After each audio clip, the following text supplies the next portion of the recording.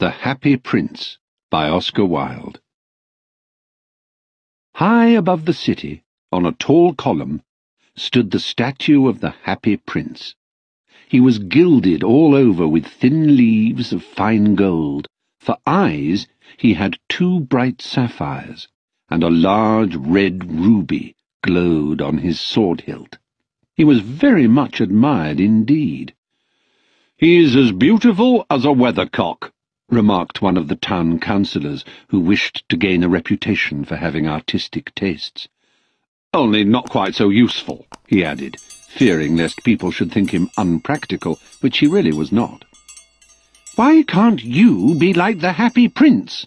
asked a sensible mother of her little boy, who was crying for the moon. "The Happy Prince never dreams of crying for anything." "I'm glad there is someone in the world who is quite happy," muttered a disappointed man as he gazed at the wonderful statue. "He looks just like an angel," said the charity children as they came out of the cathedral in their bright scarlet cloaks and their clean white pinafores. "How do you know?" said the mathematical master. "You've never seen one." "Ah, but we have in our dreams," answered the children, and the mathematical master frowned and looked very severe, for he did not approve of children dreaming. One night there flew over the city a little swallow. His friends had gone away to Egypt 6 weeks before, but he had stayed behind, for he was in love with the most beautiful reed. He had met her early in the spring as he was flying down the river after a big yellow moth, and had been so attracted by her slender waist that he had stopped to talk to her. "Shall I love you?" said the swallow, who liked to come to the point at once, and the reed made him a low bow. So he flew round and round her, touching the water with his wings and making silver ripples. This was his courtship, and it lasted all through the summer. "It is a ridiculous attachment," twittered the other swallows. "She has no money, and far too many relations." And indeed the river was quite full of reeds. Then, when the autumn came, they all flew away. After they had gone, he felt lonely, and began to tire of his lady-love. "She has no conversation," he said, "and I am afraid that she is a coquette, for she is always flirting with the wind." And certainly, whenever the wind blew, the reed made the most graceful curtsies. "Will you come away with me?" he said finally to her, but the reed shook her head, she was so attached to her home. "You've been trifling with me," he cried. "I'm off to the pyramids. Goodbye," and he flew away. All day long he flew, and at night-time he arrived at the city. "Where shall I put up?" he said. "I hope the town has made preparations." Then he saw the statue on the tall column. "I will put up there," he cried. "It is a fine position with plenty of fresh air." So he alighted just between the feet of the Happy Prince. "I have a golden bedroom," he said softly to himself as he looked round, and he prepared to go to sleep. But just as he was putting his head under his wing, a large drop of water fell on him. "What a curious thing!" he cried. "There is not a single cloud in the sky. The stars are quite clear and bright, and yet it is raining. The climate in the north of Europe is really dreadful. The reed used to like the rain, but that was merely her selfishness." Then another drop fell. "What is the use of a statue if it cannot keep the rain off?" he said. "I must look for a good chimney-pot," and he determined to fly away. But before he had opened his wings, a third drop fell, and he looked up and saw— what did he see? The eyes of the Happy Prince were filled with tears, and tears were running down his golden cheeks. His face was so beautiful in the moonlight that the little swallow was filled with pity. "Who are you?" he said. "I am the Happy Prince." "Why are you weeping, then?" asked the swallow. "You have quite drenched me." "When I was alive and had a human heart," answered the statue, I did not know what tears were, for I lived in the palace of Sans Souci, where sorrow is not allowed to enter. In the daytime I played with my companions in the garden, and in the evening I led the dance in the great hall. Round the garden ran a very lofty wall, but I never cared to ask what lay beyond it. Everything about me was so beautiful. My courtiers called me the Happy Prince, and happy indeed I was, if pleasure be happiness. So I lived, and so I died. And now that I am dead, they have set me up here so high that I can see all the ugliness and all the misery of my city. And though my heart is made of lead, yet I cannot choose but weep. "What, is he not solid gold?" said the swallow to himself. He was too polite to make any personal remarks out loud. "Far away," continued the statue in a low, musical voice, "far away in a little street there is a poor house. One of the windows is open, and through it I can see a woman seated at a table. Her face is thin and worn, and she has coarse red hands, all pricked by the needle, for she is a seamstress. She is embroidering passion flowers on a satin gown for the loveliest of the Queen's maids of honour to wear at the next court ball. In a bed, in the corner of the room, her little boy is lying ill. He has a fever and is asking for oranges. His mother has nothing to give him but river water, so he is crying. Swallow, swallow, little swallow, will you not bring her the ruby out of my sword hilt? My feet are fastened to this pedestal, and I cannot move." "I am waited for in Egypt," said the swallow. "My friends are flying up and down the Nile, and talking to the large lotus flowers. Soon they will go to sleep in the tomb of the great king. The king is there himself in his painted coffin. He is wrapped in yellow linen and embalmed with spices. Round his neck is a chain of pale green jade, and his hands are like withered leaves." "Swallow, swallow, little swallow," said the prince, "will you not stay with me for one night and be my messenger? The boy is so thirsty, and the mother so sad." "I don't think I like boys," answered the swallow. "Last summer, when I was staying on the river, there were 2 rude boys, the miller's sons, who were always throwing stones at me. They never hit me, of course. We swallows fly far too well for that, and besides, I come of a family famous for its agility, but still, it was a mark of disrespect." But the Happy Prince looked so sad that the little swallow was sorry. "It is very cold here," he said, "but I will stay with you for one night and be your messenger." "Thank you, little swallow," said the prince. So the swallow picked out the great ruby from the prince's sword and flew away with it in his beak over the roofs of the town. He passed by the cathedral tower, where the white marble angels were sculptured. He passed by the palace and heard the sound of dancing. A beautiful girl came out on the balcony with her lover. "How wonderful the stars are," he said to her, "and how wonderful is the power of love." "I hope my dress will be ready in time for the state ball," she answered. "I've ordered passion flowers to be embroidered on it, but the seamstresses are so lazy." He passed over the river and saw the lanterns hanging to the masts of the ships. At last he came to the poor house and looked in. The boy was tossing feverishly on his bed, and the mother had fallen asleep, she was so tired. In he hopped, and laid the great ruby on the table beside the woman's thimble. Then he flew gently round the bed, fanning the boy's forehead with his wings. "How cool I feel," said the boy. "I must be getting better," and he sank into a delicious slumber. Then the swallow flew back to the Happy Prince and told him what he had done. "It is curious," he remarked, "but I feel quite warm now, although it is so cold." "That is because you have done a good action," said the prince. And the little swallow began to think, and then he fell asleep. Thinking always made him sleepy. When day broke, he flew down to the river and had a bath. "What a remarkable phenomenon," said the professor of ornithology as he was passing over the bridge. "A swallow in winter," and he wrote a long letter about it to the local newspaper. Everyone quoted it. It was full of so many words that they could not understand. "Tonight I go to Egypt," said the Swallow, and he was in high spirits at the prospect. He visited all the public monuments and sat a long time on top of the church steeple. Wherever he went, the sparrows chirruped and said to each other, "What a distinguished stranger!"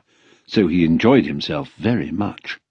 When the moon rose, he flew back to the happy prince. "Have you any commissions for Egypt?" he cried. "I'm just starting." "Swallow, Swallow, little Swallow," said the prince, "will you not stay with me one night longer?" "I am waited for in Egypt," answered the Swallow. "Tomorrow my friends will fly up to the second cataract. The river horse couches there among the bulrushes, and on a great granite throne sits the god Memnon." "Swallow, Swallow, little Swallow," said the prince. "Far away across the city I see a young man in a garret. He is leaning over a desk covered with papers, and in a tumbler by his side there is a bunch of withered violets. His hair is brown and crisp, and his lips are red as a pomegranate, and he has large and dreamy eyes. He is trying to finish a play for the director of the theatre, but he's too cold to write any more. There's no fire in the grate, and hunger has made him faint. "I will wait with you one night longer," said the Swallow, who really had a good heart. "Shall I take him another ruby?" "Alas, I have no ruby now," said the prince. "My eyes are all that I have left. They are made of rare sapphires, which were brought out of India 1,000 years ago. Pluck out one of them and take it to him. He will sell it to the jeweller, and buy food and firewood, and finish his play." "Dear prince," said the Swallow, "I cannot do that," and he began to weep. "Swallow, Swallow, little Swallow," said the prince, "I command you, do as I—" So the Swallow plucked out the prince's eye, and flew away to the student's garret. It was easy enough to get in, as there was a hole in the roof. Through this he darted and came into the room. The young man had his head buried in his hands, so he did not hear the flutter of the bird's wings, and when he looked up, he found the beautiful sapphire lying on the withered violets. "I am beginning to be appreciated," he cried. "This is from some great admirer. Now I can finish my play," and he looked quite happy. The next day the Swallow flew down to the harbour. He sat on the mast of a large vessel and watched the sailors hauling big chests out of the hold with ropes. "Heave ahoy!" they shouted as each chest came up. "I am going to Egypt," cried the Swallow, but nobody minded, and when the moon rose he flew back to the happy prince. "I am come to bid you good-bye," he cried. "Swallow, Swallow, little Swallow," said the prince, "will you not stay with me one night longer?" "It is winter," answered the Swallow, "and the chill snow will soon be here. In Egypt the sun is warm on the green palm trees, and the crocodiles lie in the mud and look lazily about them. Dear prince, I must leave you, but I will never forget you, and next spring I will bring you back 2 beautiful jewels in place of those you have given away. The ruby shall be redder than a red rose, and the sapphire shall be as blue as the great sea." "In the square below," said the happy prince, "there stands a little match girl. She has let her matches fall in the gutter, and they are all spoiled. Her father will beat her if she does not bring home some money, and she is crying. She has no shoes or stockings, and her little head is bare. Pluck out my other eye and give it to her, and her father will not beat her." "I will stay with you one night longer," said the Swallow, "but I cannot pluck out your eye. You would be quite blind then." "Swallow, Swallow, little Swallow," said the prince, "do as I command you." So he plucked out the prince's other eye and darted down with it. He swooped past the match girl and slipped the jewel into the palm of her hand. "What a lovely bit of glass!" cried the little girl, and she ran home laughing. Then the Swallow came back to the prince. "You are blind now," he said, "so I will stay with you, always." "No, little swallow," said the poor prince, "you must go away to Egypt." "I will stay with you always," said the swallow, and he slept at the prince's feet. All the next day he sat on the prince's shoulder and told him stories of what he had seen in strange lands. He told him of the red ibises who stand in long rows on the banks of the Nile and catch goldfish in their beaks, of the Sphinx, who is as old as the world itself and lives in the desert and knows everything. "Dear little swallow," said the prince, "you tell me of marvellous things, but more marvellous than anything is the suffering of men and of women. There is no mystery so great as misery. Fly over my city, little swallow, and tell me what you see there." So the swallow flew over the great city, and saw the rich making merry in their beautiful houses, while the beggars were sitting at the gates. He flew into dark lanes, and saw the white faces of starving children looking out listlessly at the black streets. Under the archway of a bridge, 2 little boys were lying in one another's arms to try and keep themselves warm. "How hungry we are," they said. "You must not lie here," shouted the watchman, and they wandered out into the rain. Then he flew back and told the prince what he had seen. "I am covered with fine gold," said the prince. "You must take it off, leaf by leaf, and give it to my poor. The living always think that gold can make them happy." Leaf after leaf of the fine gold the swallow picked off, till the happy prince looked quite dull and grey. Leaf after leaf of the fine gold he brought to the poor, and the children's faces grew rosier, and they laughed and played games in the street. "We have bread now," they cried. Then the snow came, and after the snow came the frost. The streets looked as if they were made of silver, they were so bright and glistening. Long icicles like crystal daggers hung down from the eaves of the houses. Everybody went about in furs, and the little boys wore scarlet caps and skated on the ice. The poor little swallow grew colder and colder, but he would not leave the prince. He loved him too well.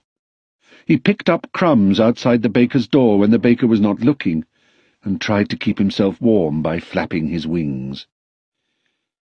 But at last he knew that he was going to die. He had just strength to fly up to the prince's shoulder once more. "Goodbye, dear prince," he murmured.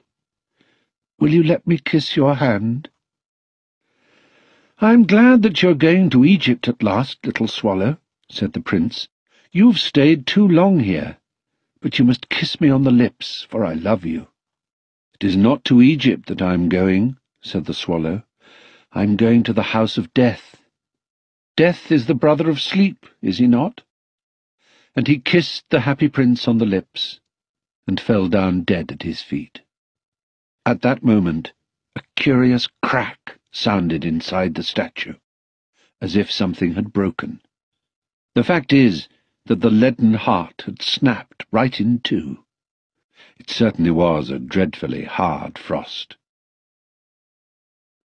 Early the next morning the mayor was walking in the square below in company with the town councillors. As they passed the column, he looked up at the statue. "Dear me, how shabby the happy prince looks," he said. "How shabby indeed!" cried the town councillors, who always agreed with the mayor, and they went up to look at it. "The ruby has fallen out of his sword, his eyes are gone, and he is golden no longer," said the mayor. "In fact, he is little better than a beggar." "Little better than a beggar," said the town councillors. "And here is actually a dead bird at his feet," continued the mayor. "We must really issue a proclamation that birds are not to be allowed to die here." And the town clerk made a note of the suggestion. So they pulled down the statue of the happy prince. "As he is no longer beautiful, he is no longer useful," said the art professor at the university.